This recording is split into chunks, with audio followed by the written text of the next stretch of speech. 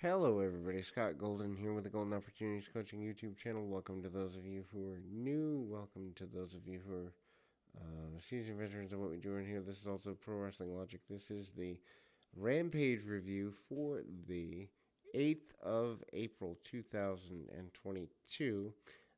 Not a bad show in some spots, completely confusing show in others. Excalibur, Taz, and Ricky Starks on commentary. Danielson versus Trent Beretta 27, longer than it needs to be. William Regal joins commentary team for the opener. Beretta takes Danielson over the ropes and down to the floor. Victory roll follows up with attempted plancha. Danielson kicks him in the chest. Danielson then tries to dive but gets blocked. Danielson gets hit with a back suplex on the floor in a throwaway match, mind you. Danielson then sends Beretta into the steel steps at ringside, and the show goes to split screen. Back from the break, Danielson works over Beretta with a chinlock. Danielson hits a snap suplex with Regal's discouraging everything. Beretta then goes for a hang out with the rest of the best friends. Danielson gets caught top by Beretta, but and then superplexed. Danielson and Beretta go back to their feet and exchange chops. Beretta then ducks Enziguri and takes Danielson down with a German suplex. Beretta goes for DDT. Danielson then counters with a rowing elbow. Head and arm capture suplex, 2 count. Danielson locks on an inverted dragon sleeper, but Beretta gets the ropes for a rope break.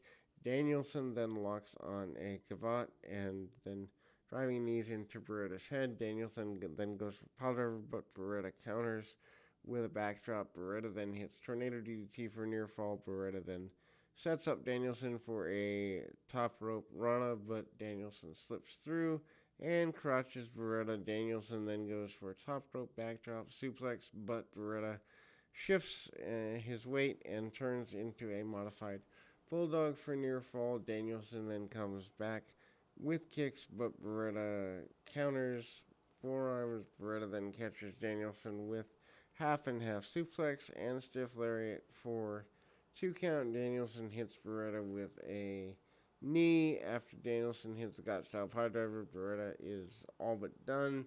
Danielson kicks Beretta's head and then locks on the inverted label lock.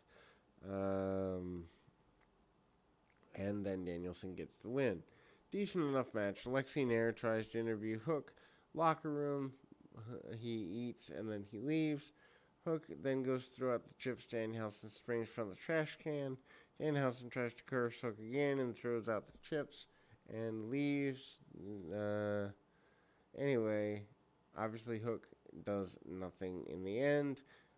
Scorpio Sky starts to cut a promo in the ring, but he's quickly interrupted by Sammy Guevara and Ty Conti. Dan Lambert and Ethan Page run down Guevara and Conti and get cheered for it.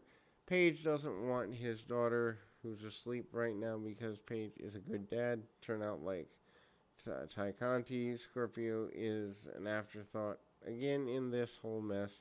Jericho's Sports Entertainer of the Week, QT Marshall. Shane Strickland defeats QT Marshall, 5 minutes 4 seconds. Match goes about 60 seconds to 90 seconds before they go to commercial. Strickland has a cool spot where he's thrown over the top but does a handspring onto the apron, landing on his feet after the commercial. Strickland then is in control, landing an elbow to the back of Marshall's head. Marshall then hits a pop-up uppercut and then goes for the diamond cutter, but Strickland counters, flatliner, and kick to the back of the head. Gets Strickland the win. Tony Khan trying to make things look better. This isn't the way to do it. After the match, Starks challenges Strickland to a tag match for Dynamite. Strickland and Keith Lee versus Starks and Powerhouse Hobbs. This is good. Marina Shafir promo building her up to challenge Jade Cargill. Yeah, it's fine, but I don't really see much in Shafir. Speaking of not seeing much, Red Velvet defeating Willow Nightingale. 519 Owen Hart Foundation Tournament Qualifier. Crowd is behind Nightingale. Near falls, shoulder block, and slams Velvet into a senton. Nightingale misses a moonsault. Velvet hits a Pair of sling blades, then hits a hook kick for a near fall. Nightingale hits a spine buster for 2 count, and then Nightingale hits pounce, and that makes Velvet sell for the heck of it, and Cannonball hits for 2 count. Nightingale then goes for a suplex, but Velvet rolls out and then comes back in, modified backstabber, then hits another corkscrew for the victory. Crowd's not happy. Velvet does a good job, but then engages the crowd, and it's fine, I guess. Anyway, during the match, Excalibur runs down matches that are coming, and Samoa Joe and Minoru Suzuki for the ROH TV title. Next, Nair interviews Tony Nese, but interrupted by Smart Mark Sterling, who offers Nese's representation. Sterling does the talking for Nese, isn't a terrible idea. Then we go to main event promo time. Wheeler Yuta holding the Pure Championship over his shoulder, and thanks that third time against Moxley is going to be the charm. Moxley isn't there to show Yuta respect. He's there to spill Yuta's guts all over the mat. Time for the main event, and 12:25 of this airs. Yuta hits tope dive as Moxley goes making his entrance. They brawl throughout the crowd. Yuta has an advantage, brawling on the floor. Then they finally go into the ring. Moxley hits a release German vertical suplex, taking control. Moxley then chops him down, and we gotta grab my phone. We'll be back in 2 shakes of a lamb's tail right after this.